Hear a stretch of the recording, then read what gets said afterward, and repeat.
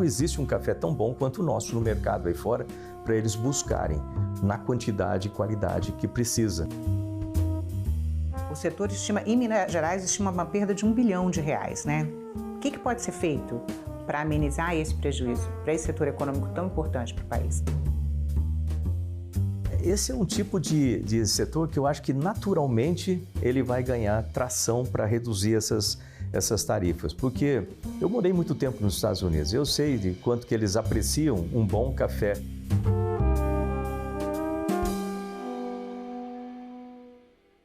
Senador, muito obrigada por receber a gente no seu gabinete. O senhor participou de uma missão que foi aos Estados Unidos para tentar sensibilizar parlamentares e autoridades norte-americanas sobre os impactos das novas tarifas impostas pelo governo Trump aos produtos brasileiros. Apesar das exceções abertas para cerca de 700 produtos brasileiros, a estimativa ainda é de que os efeitos para a economia do Brasil continuem significativos, né? Que impressões o senhor teve sobre as possibilidades de maiores mudanças dos Estados Unidos em relação às taxações do Brasil? Veja bem, um ponto importante para a gente começar a discussão é o seguinte, eu sou vice-presidente do Grupo Parlamentar Brasil-Estados Unidos, então faz parte da minha função aqui aproximar os dois parlamentos. Eu já havia conversado com o encarregado de negócios dos Estados Unidos cerca de 2 ou 3 meses antes, não sobre isso, obviamente, mas havia já essa vontade, essa necessidade da aproximação maior dos dois parlamentos e das áreas correlatas, né, do governo também. Então, quando veio o tarifaço, então foi basicamente uma sequência desse trabalho, lembrando que como parlamentares nós não temos a prerrogativa de negociar tarifas, quem faz isso é o Executivo, Itamaraty, etc. Mas nós temos a obrigação de ir lá, conversar com os parlamentares, conversar com o setor privado do lado americano e sensibilizar esses setores de quanto prejudicial aos Estados Unidos é a imposição dessas tarifas. E foi o que nós fizemos. Então eu consegui marcar uma reunião com 5 senadores, também conversamos com vários setores privados, né, com empresas americanas, empresas que trabalham no Brasil e nos Estados Unidos. Conversamos com a Câmara de Comércio, Brasil e Estados Unidos também. Qual era o principal objetivo? Demonstrar para eles com números, e nós levamos números como afeta os empregos e a economia de diversos estados, levamos esses números que você sabe que movimenta, da mesma forma que eu tenho a obrigação de defender os empregos no estado de São Paulo, a economia do estado de São Paulo e do Brasil, como parlamentar no Brasil, eles também têm essa obrigação lá. Não importa se é republicano, se é democrata, eles têm essa obrigação. Mas os senhores foram recebidos mais por senadores democratas, né? Mais parlamentares democratas. A base mesmo do governo Trump não conversou com os senhores. Nós tivemos um republicano, um pouco mais independente, eu diria, mas de certa forma isso não importa. Não importa por quê? Eu sou de oposição aqui no Brasil, mas eu tenho contatos de pessoas dentro do governo, né? Eu tenho como alavancar as informações dentro do governo. Da mesma forma, os democratas lá também têm isso. E foi o que eles fizeram. Tanto que, você vê que depois dessa reunião que nós tivemos com 5 senadores democratas naquele momento, logo depois eu recebi uma mensagem de texto do Mark, que foi o senador que eu conversei antes para marcar essa reunião lá. Ele já falando assim, olha, estou conversando com já mandei uma mensagem e vou conversar com o secretário de Comércio sobre todos esses problemas que essas tarifas vão trazer, né? Ou seja, ele já estava ativando as alavancas ali dentro dos Estados Unidos, é o que a gente pretendia, né, para que isso fosse feito. Resultado disso, resultado das empresas que também ouviram e se posicionaram, né, contrário a essas tarifas, de certa forma essa informação chegou, né, nos tomadores de decisão com relação a isso dentro do governo Trump, e nós tivemos lá essas 700 itens fora da tarifa. E esses 700 itens fora da tarifa significa você pegar um valor absoluto de 50% para todo mundo e calculando aí uma média ponderada, talvez a gente pode chamar dessa forma, isso aí reduziu para 36% de uma forma ponderada essas tarifas. Ou seja, essa redução significa bilhões de reais, né, não economizados, mas salvados de não ser, em termos de prejuízo para a nossa economia, e também milhares de empregos. A gente sempre tem que pensar nisso, né? Então, foi um trabalho importante de ser feito naquele momento por um grupo de senadores de diversos partidos, mas, por outro lado, precisa continuar, porque ainda tem esses 36% e existem outras questões que podem vir a abalar bastante essa relação com o Brasil. E ainda tem diálogo com o parlamento, com os parlamentares dos Estados Unidos, para ser feito, para tentar amenizar outras tarifas? Sim, eu tenho mantido... Tarifas para outros produtos. Eu tenho mantido esse diálogo, agora especificamente com relação à questão de óleo diesel da Rússia, que é um negócio extremamente importante também, mas... A Índia sofreu uma sanção em função da importação, né, de óleo da Rússia? Um decreto, existe um projeto de lei dentro do Congresso americano, que é apoiado por republicanos e democratas, é unânime, na qual, uma vez aprovado, os países que participam de negociações com a Rússia, comprando óleo diesel ou outros produtos de lá, quebrando o embargo que foi colocado, né, na Rússia, serão taxados de 100% a 500%. 100% a 500%. Se 50% é ruim, imagina isso, né? E, portanto, o Brasil precisa tomar posição. E como é que ele precisa tomar posição? Do ponto de vista do parlamento, a gente tem conversado ali, mas o governo precisa também tomar posição. Ou seja, o presidente Lula tem que cumprir a sua função como presidente, mas não importa se ele gosta, se não gosta do Trump, isso não me comove, eu não deveria comover ninguém, ele tem que tomar a posição, ir lá e conversar de presidente para presidente, para colocar em pratos limpos essas questões do BRICS, por exemplo, de uma moeda do BRICS, que preocupa também unanimemente, né, os democratas e republicanos lá. Então, isso precisa ser feito, essa conversa do Executivo. E a negociação do Executivo e das próprias empresas brasileiras e americanas pressionando para que, num acordo setorial, né, nesses outros produtos que afetam, por exemplo, o Rio Grande do Sul, madeira e outras coisas, possam discutir e reduzir, como foi feito com outros países. Eles colocam uma taxa alta e depois vão discutindo, à medida que aperta o calo nos Estados Unidos, eles vão discutindo para ter uma melhor negociação para eles. As empresas estão se movimentando, né, senador? Então, a gente tem até o exemplo, por exemplo, os aviões da Embraer, eles não vão ser taxados em 50%, eles ficaram no primeiro patamar, né, de 10%. Mas mesmo esses 10% tem impacto sobre a empresa, né? Como é que o senhor avalia a atuação dessas empresas para tentar também amenizar as situações? Olha, é essencial que a empresa mostre, principalmente os impactos nos Estados Unidos, se posicionem também com relação a outros mercados, que essa pressão indireta também é importante para que exista, não tenha dúvida, está todo mundo observando isso aí, e o Brasil é um país que tem que defender o seu negócio, né?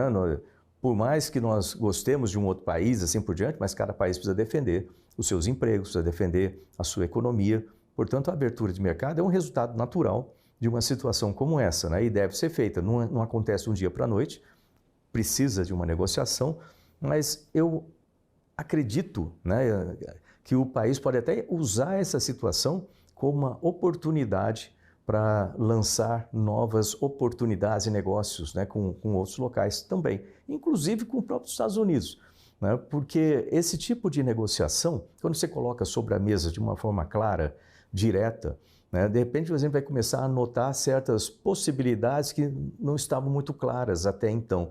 Quando você começa a colocar os números na mesa, olha, esse tipo de avião que vocês utilizam na parte comercial aqui, de repente o aumento de investimento lá, de repente pode buscar investimentos aqui para melhorar esse comércio, ou seja, uma vez aberta a negociação, é aberto e chegar na situação do ganha-ganha. No momento a gente estava na situação perde-perde, tem que entrar no ganha-ganha, e aí vai ser feito 1 a 1.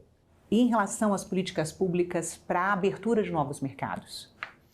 Você vê que isso aí é uma sequência, né? Como tudo que acontece. Muitas vezes a gente tem uma tendência de ver de forma muito superficial e aí a análise fica muito restrita, porque tudo isso acontece de forma sistêmica, né? Então, quando você abre um mercado, por exemplo, não é só para uma empresa, vamos supor, estou usando a Embraer aqui de exemplo, pode ser qualquer setor, só ali no avião pronto ou nas peças para aquele avião, mas você tem todo um ecossistema que suporta esse mercado, né, da Embraer, que está no Brasil, também está nos Estados Unidos, e de repente dentro desse mercado podem surgir outras oportunidades, como o novo avião da Embraer, que é um eVTOL, por exemplo, né, que pode entrar aí abrir uma outra área de mercado, que eu acho que os Estados Unidos vai ser muito interessante, mas inclusive outros países que têm cidades congestionadas, né, também vai ser um mercado muito interessante. Não entraram os aviões militares, você viu que foi a parte civil, mas por que não? Existem necessidades também, os Estados Unidos têm uma indústria militar boa, de repente parcerias podem alavancar negócios, né, entre as duas empresas. Ou seja, eu vejo assim, se for tratado de forma séria e de forma pragmática, situações que aparentemente são ruins de início podem gerar oportunidades interessantes. Nas crises a gente sempre acha oportunidades, né? Um setor que é bastante impactante no seu estado, que é São Paulo, é o café, responsável por aproximadamente 35% do consumo dos Estados Unidos, né? O setor estima, em Minas Gerais, estima uma perda de R$1 bilhão, né? O que pode ser feito para amenizar esse prejuízo, para esse setor econômico tão importante para o país? Esse é um tipo de setor que eu acho que naturalmente ele vai ganhar tração para reduzir essas tarifas, porque eu morei muito tempo nos Estados Unidos, eu sei de quanto que eles apreciam um bom café lá também. Não existe, né, vamos ser um pouco nacionalista aqui, mas não existe um café tão bom quanto o nosso no mercado aí fora para eles buscarem na quantidade e qualidade que precisa. E o Brasil é esse fornecedor. Então, eu acho que essas conversas vão evoluir naturalmente com as necessidades. E aí, de novo, aquela questão... Porque vai ser um impacto para a economia dos Estados Unidos. A economia deles. Então, onde o calo vai apertar, numa linguagem um pouco de interior, assim, mas lá vai começar a apertar o calo. Aí eu falo assim, peraí, a gente vai precisar disso aqui. E aí vem a negociação. Então, você precisa, então vamos negociar. A taxa está desse jeito, de repente a gente consegue até um negócio melhor do que era antes. Se você realmente colocar aquilo, você quer ter esse prejuízo ou você quer trabalhar comigo para reduzir esse prejuízo e melhorar o mercado? Então, existem muitas coisas que podem ser feitas e precisam ser feitas, mas, de novo, eu ressalto que, do ponto de vista de parlamento, nós abrimos caminho, nós vamos continuar a trabalhar no nível de parlamento e com as empresas também, no Brasil, nos Estados Unidos, mas existe a necessidade premente do executivo fazer a sua parte e ir lá conversar. E diga-se de passagem, aqui, lembra que eu sou de oposição, mas não é só por isso que o presidente Lula, as falas dele do ponto de vista internacional e as parcerias que ele tem buscado internacionais têm sido extremamente prejudiciais para o Brasil. Quando você faz parcerias com países como o Irã, com Nicarágua e outros países desse tipo, onde você tem claras ditaduras ou regimes que a gente não quer e que não são apoiados pelos Estados Unidos, você cria um mal-estar natural. E esse mal-estar só pode ser resolvido entre presidentes. Ele tem que ir lá e falar. Não adianta o Alckmin ir lá falar. Ele tem que ir lá e conversar. O presidente Lula está conversando com cada um dos líderes do BRICS individualmente, né? Qual que é a sua opinião sobre o esforço de buscar uma resposta conjunta do BRICS à política de tarifas dos Estados Unidos? Qualquer atividade numa situação dessa, qualquer atividade de retaliação não é bem-vinda, porque... O presidente já disse que o Brasil não vai retaliar. Né? Mas quando você se junta com outros para fazer uma retaliação conjunta, de repente isso pode até escalar numa situação maior. Lembrar que os Estados Unidos é a maior economia, eles têm sim um mercado muito grande e esse tipo de atitude ela poderia ser substituída com uma conversa mais franca e com uma aproximação para que exista uma cooperação. O nosso planeta, nesse momento, precisa de mais cooperação do que conflito. Conflito a gente está cheio aí, que só prejudica as pessoas nos devidos locais. E o conflito vai desde o conflito armado, como lá a Rússia com a Ucrânia, ou mesmo em Israel, ali com a faixa de Gaza e tudo aquilo acontecendo, mas o posicionamento, eu acho que está na hora de usar mais uma visão de astronauta, sabe? Olhar o planeta como algo mais unificado e trabalhar mais no sentido de trazer resolução de conflitos, focar em problemas importantes para o planeta, como mudanças climáticas, como fome, como água, o que a gente vai fazer para frente com tudo isso, para geração de empregos, educação, do que ficar andando de lado como caranguejo e brigando, em vez de olhar para frente todo mundo. Está no momento da gente juntar esse planeta como uma coisa só. Isso depende principalmente dos grandes líderes e de blocos como o BRICS e outros blocos que precisam dessa conversação. E recorrer à Organização Mundial do Comércio, como o senhor vê? É uma coisa natural que sempre é feita. O Brasil mesmo já foi alvo, né, desse tipo de reclamação na OMC. Eu lembro que eu tive que trabalhar rapidamente com a questão das TICs, né? Tecnologia de Informação e Comunicação, com a lei das TICs, né? Quando eu era ministro, porque havia uma reclamação com relação a isso. E faz parte, ela está lá para isso também, né? Esse tipo de organização. Então, as reclamações, aí sim, é um tipo de coisa justa e que deve ser feito. E aí, de novo, coloque-se na mesa, os dois lados para discutir, né? E como que isso pode ser resolvido da forma mais inteligente e lógica possível.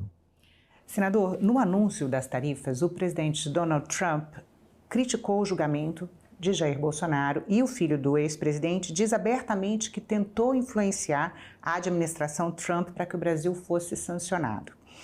O senhor é apoiador do ex-presidente, né? Como é que o senhor avalia essa movimentação de punir a economia do país? Você tem que dividir isso aí em dois galhos, assim, dois setores, né? Uma é a motivação político e pessoal, né, com o presidente Bolsonaro, que, diga-se de passagem, tem sido, né, perseguido realmente aqui por uma ditadura do judiciário, de uma forma desleal, de uma forma que precisa ser resolvido no Brasil. Isso afeta direitos humanos, inclusive dessas pessoas todas que foram presas por um golpe sem armas, né, que fica bonito na narrativa, mas não existe na prática. Se você for punir ideias, também é outra coisa estranha de se fazer. O direito de expressão sendo tomado, o direito de imprensa, todos esses direitos do Brasil, a gente segue num caminho péssimo que se afasta da democracia e se aproxima de uma ditadura, o que ninguém quer e é ruim para todo mundo. Portanto, as ações do Eduardo junto ao presidente Trump, junto ao judiciário, ou focados no judiciário, elas têm um sentido lógico, porque você vai reclamar para quem acima do STF? Não tem a quem recorrer. Mas num país que os poderes são independentes? Se eles forem independentes, sim. O problema é que no Brasil eles não têm sido mais independentes. O judiciário ele se tornou um superpoder perto dos outros, como se fosse antigamente lá que tinha um poder revisor, né, como se fosse um revisor. A gente toma decisões aqui em praticamente 600 representantes da população brasileira, da inteira população brasileira, e essas decisões da população, uma democracia, poder do povo, lembra, artigo 1 da Constituição, chega lá, uma pessoa sem um voto modifica. Isso não existe ou não deveria existir. Então, essa divisão de poderes, ela precisa ser recuperada, na verdade, essa independência dos poderes. Então, esse é um lado. Agora tem um outro lado, o lado comercial. Aí é onde que se essa parte comercial foi motivada contra o Brasil, foi motivada por essa primeira parte, em livrar o presidente Bolsonaro, não é só livrar o presidente, é recuperar a democracia no Brasil, ou os direitos humanos no Brasil, não é uma medida inteligente ou eficiente, porque não vai afetar o Alexandre de Moraes ou qualquer outro ministro lá, não vai ser afetado, não vai mudar a opinião dele por causa dessas tarifas. E com essas tarifas você prejudica aí milhares de pessoas que perdem emprego, prejudica a economia do país. Não é uma medida boa e pode ser até revertida por narrativas da esquerda contrária ao presidente Bolsonaro. Portanto, essa parte não é boa. Então, o senhor separa as sanções? Completamente. Inclusive, se você olhar na carta de lá, você vai notar uma coisa interessante. Na carta enviada pelo presidente Trump, você vai ver que no começo ele fala, né, sobre o Bolsonaro. Né? A carta que ele anuncia a taxação do Brasil, no dia 9 de né? julho lá. Uhum. Então ele fala sobre o presidente Bolsonaro, fala sobre a caça às bruxas que tem acontecido. E depois vem uma carta... E o senhor concorda com essa parte? Com essa parte, sim. Da carta. Nós estamos sofrendo uma ditadura aqui no Brasil que precisa ser resolvida e isso afeta os direitos humanos. Então, isso não é um atentado à soberania. Na verdade, é uma coisa para proteger os direitos humanos no planeta. A gente precisa ter isso, como eu acabei de falar. Esses conflitos, eles vêm desde a parte interna até a parte externa. Ótimo, esse é um lado. Agora, se você olhar o restante da carta, você vai notar que quase como se pegasse uma carta enviada para outros países, feito um copy and paste ali, né? Copia e cola, porque tem lá um ponto que fala assim, que os Estados Unidos teriam um déficit com relação ao país. Não é verdade, os Estados Unidos têm superávit em relação ao país comercialmente. Só 3 países, Brasil, Austrália e UK, né, a Inglaterra. Só esses 3 países, mas isso não está refletido ali. Ou seja, não teria um sentido lógico de aplicar essas taxas baseado nisso, né? Pode haver outra razão qualquer que eu não consigo entender qual seria, né, comercial, mas... O senhor não acredita, então, que a taxação de produtos brasileiros está vinculado a um desejo de intervenção na ação judicial contra o ex-presidente Bolsonaro? O senhor acha que é separado isso? De uma maneira pragmática, deveria ser separado. Obviamente, eu não posso garantir que foi feito por uma motivação separada, porque teria que perguntar para o próprio Trump, mas deveria ser separado. E essa parte de taxação é injusta com o país. A parte que tem a ver diretamente com a parte política, com a proteção de direitos humanos no país, essa parte é justa e deve ser continuada, se for assim.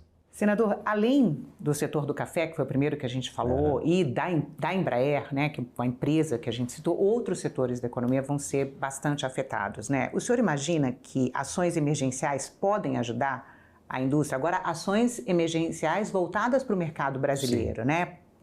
Podem ajudar a indústria a buscar novos mercados, reforçar suas cadeias internas? Pode. Falar sobre, por exemplo, a madeira. Pode, sem dúvida nenhuma. E precisam ser feitas. É uma proteção interna. O próprio Tarcísio, no estado de São Paulo, tem feito isso com um certo incentivo às empresas que são prejudicadas nas suas exportações. Então, é medida legítima, lógica, que precisa ser feita dentro do país, assim como a abertura de mercado, né? Obviamente, você buscar novos clientes, como você faria com a sua empresa. Imagina você ter uma empresa que vende alguma coisa, se você perde um cliente grande, você não vai ficar simplesmente parado, né? Você vai buscar outros clientes, vai sair no mercado, oferecer o produto e verificar como que você pode fazer. Isso é saudável também para o mercado brasileiro, você tem essa diversificação de clientes possíveis. E o Brasil tem bons produtos, pode inclusive estabelecer parcerias com outros países. Quando eu falo parcerias com outros países, entenda países que vale a pena manter parcerias, né? Coisa que exclui alguns países onde tem ditaduras estabelecidas, claramente estabelecidas, isso não é o caso. Mas países da Europa, países que tenham uma economia estável, que tenham uma política estável, uma democracia estável, acho que é importante nesse momento nós nos juntarmos com aquilo que a gente quer ser. Se você quer ser águia, voe com águia. Se você quer ser águia, não voa, não fica ciscando com galinha. Senador, que mensagem o senhor gostaria de deixar à sociedade brasileira, aos empresários e aos parlamentares diante desse cenário de incerteza e desafio às nossas exportações? Olha, a mensagem que eu deixaria é o seguinte: o Brasil já passou por situações muito difíceis ao longo da nossa história. E nós precisamos ter um senso de país, acreditar no que significa essa bandeira da gente, que representa aí toda a nossa tradição, cultura, história, né, que nos trouxe até aqui, e atuar como país. Tem certos momentos em que é importante essa junção do país em torno da sua defesa, mas consideramos sim a ajuda externa importante, como essa ajuda do presidente Trump com relação aos direitos humanos aqui no país, mas o país precisa se juntar em torno da sua liberdade, né? Eu reforço isso aí, porque sem liberdade nada se faz no país. Então, a da liberdade do país e também em torno da nossa economia. E nós temos condições de ser o melhor país do planeta para se viver. Olha que eu já olhei lá de cima, né? A gente tem recursos humanos, a gente tem uma população jovem ainda, a capacidade de se desenvolver tudo isso, desenvolver tecnologias próprias, soluções próprias, e colocar o país num patamar alto. Ninguém sobe na vida se não estiver exposto a dificuldades. As pessoas que são colocadas em muita tranquilidade, sem nenhuma dificuldade, não vão conseguir desenvolver as suas melhores competências, as melhores qualidades, né, porque nunca foram necessárias. Então, essas dificuldades são parte do crescimento do país. Eu acho que o país tem que aproveitar isso superar essa dificuldade, aprender com elas e crescer e ocupar o lugar que precisa ocupar nesse planeta Terra. Não só sendo, no meu ponto de vista, um protagonista em termos de desenvolvimento sustentável, porque a gente pode e deve fazer isso para demonstrar para o planeta como é que faz para se desenvolver sustentavelmente, porque muitos países já destruíram tudo o que tinha e agora só olham em volta para ver o que eu posso fazer, né? Ou seja, por remorso ou qualquer coisa, mas a gente tem a capacidade de fazer isso, a gente tem recursos naturais que precisa de desenvolvimento. Logicamente, eu tenho uma tendência natural por defender o desenvolvimento científico e tecnológico do país como ferramenta para chegar lá. A gente precisa acreditar nisso e investir nisso. Parar de, reduzir as discussões e passar a ações efetivas para o país. Senador, muito obrigada pela entrevista. Obrigado.